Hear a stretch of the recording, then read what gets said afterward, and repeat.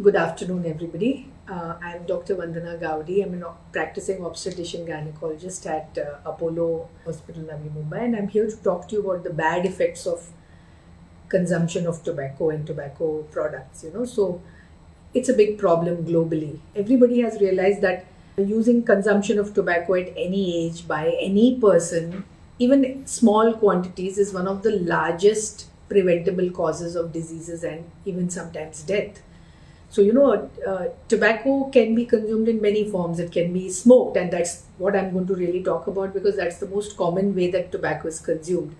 But also, it is taken in non smoking forms like, chewing of tobacco, which is not that prevalent in urban areas. And why I'm focusing more on tobacco, especially about the effect of tobacco consumption on women is, any product on a woman's health, there are certain special considerations, especially because the woman plays a very important role in childbearing. So her reproductive function is there. So there's a very big role that consumption of tobacco plays in hampering her reproductive function. Also, women are more prone to cervical cancer, which is one of the leading causes of death, and there's a very strong link between consumption of tobacco and cervical cancer.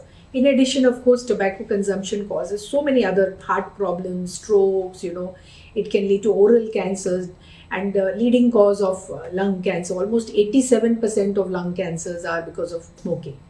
Okay, so the worldwide people have realized, most countries have realized that we now need to reduce the production, the sale, the distribution, and the way tobacco products are consumed. And so now you will see that there is pictorial, very graphic pictures about the ill effects of smoking on cigarette packets. But the funny thing is that consumption in women has increased in the last few, maybe a decade.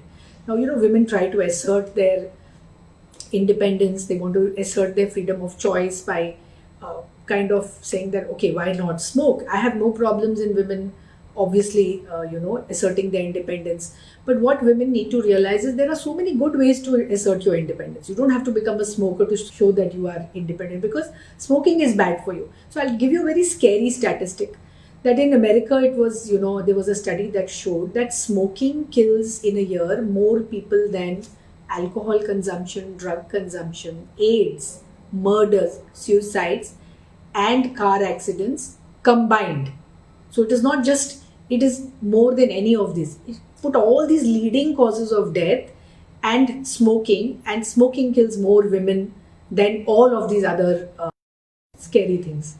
So it is very important to understand that even smoking 1 to 4 cigarettes in a day will up your risk of a heart attack almost 4 to 6 times more than a woman of the same age with the same kind of lifestyle who's not smoking.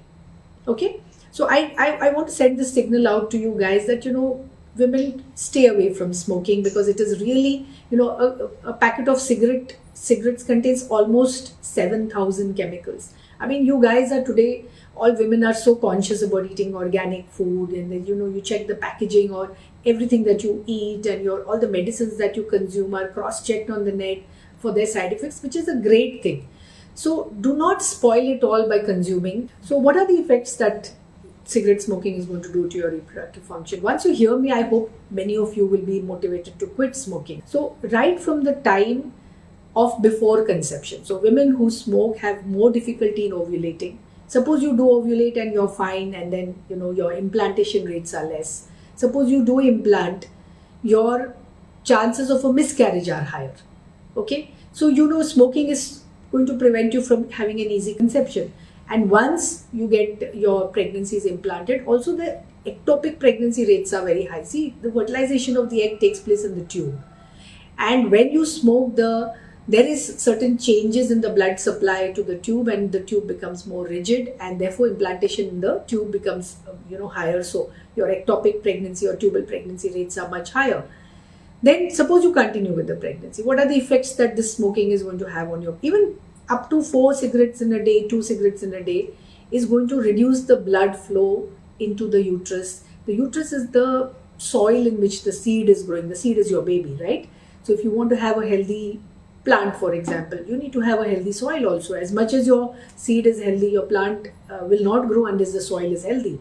So reduction in the blood flow is going to lead to, more miscarriage rates. It's going to lead to low birth weight. So it's one of the leading causes of preventable causes of low birth weight.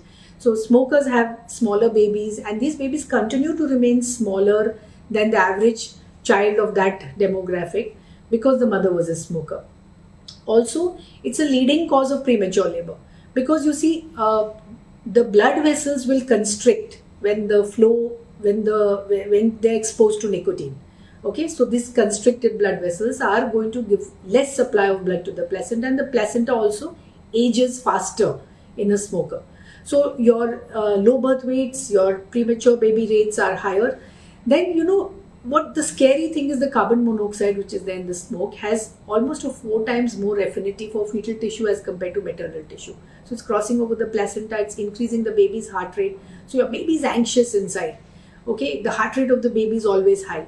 And one very, very scary thing that can happen is that there is a condition known as placental abruption. That means the placenta, it needs to be, attached to the uterus at all times so that there is a good connection between the blood supply from the mother to the child, nutrition, oxygen, and all of that goes from mother to child.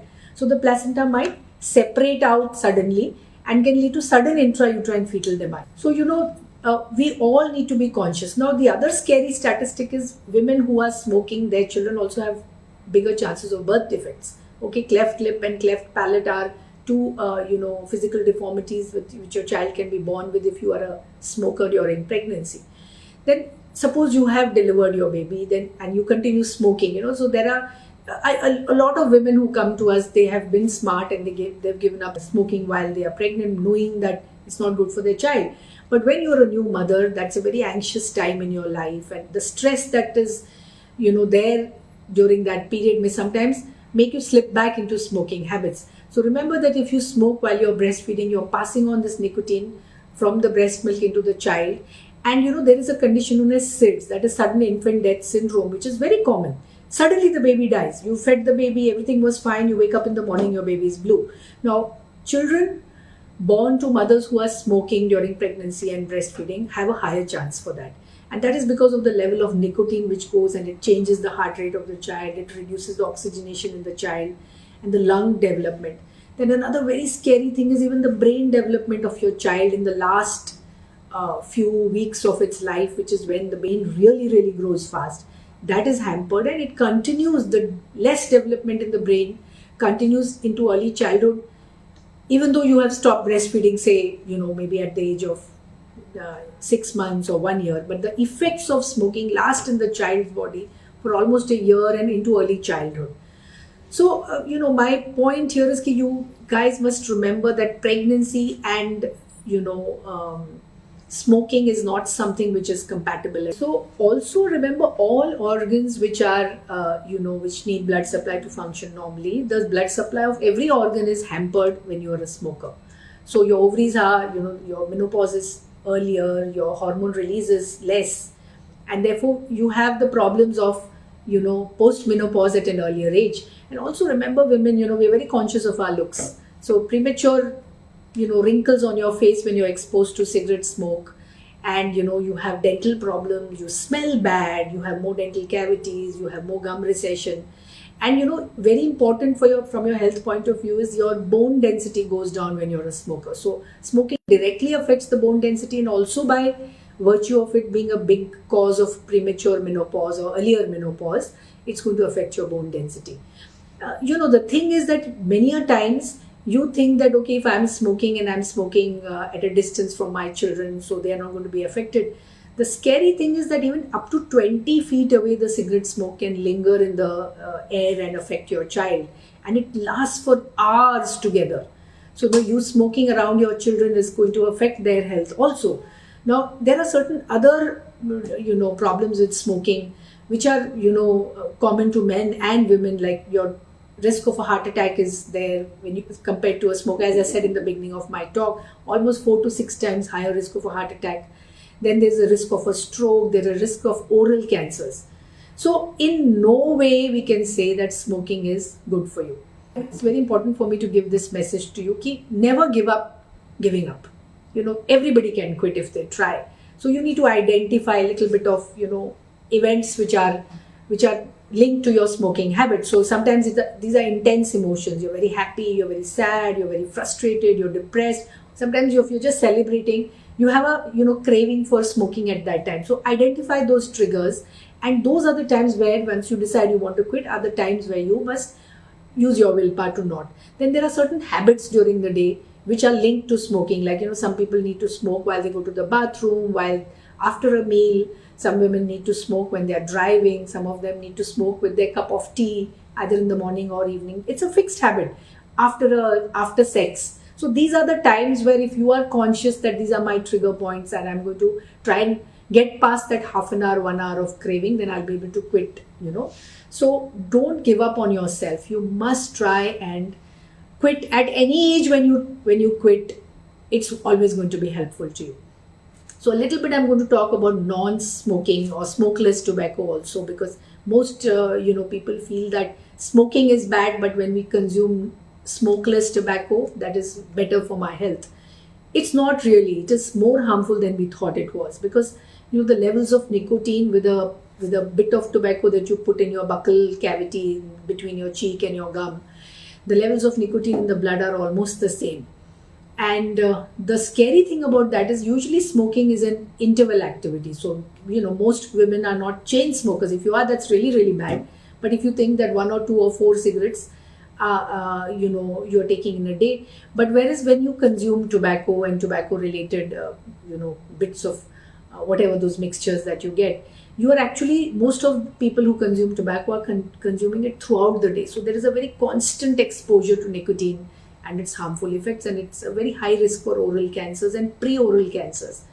So the bottom line is, ladies, even smoking 1 to 4 cigarettes in a day, which a lot of women, young women, feel that, oh, that's a social thing. When I'm out with friends and I'm, in the office once, it's not going to harm me. What is the harm in that? I'm not a smoker. You live in denial that I'm not really a smoker. I just do it for fun. Remember that it's going to affect every single organ in your body, but especially your reproductive function. So it's never too late to quit, and never give up on the opportunity to give up. You can always do it. Thank you very much.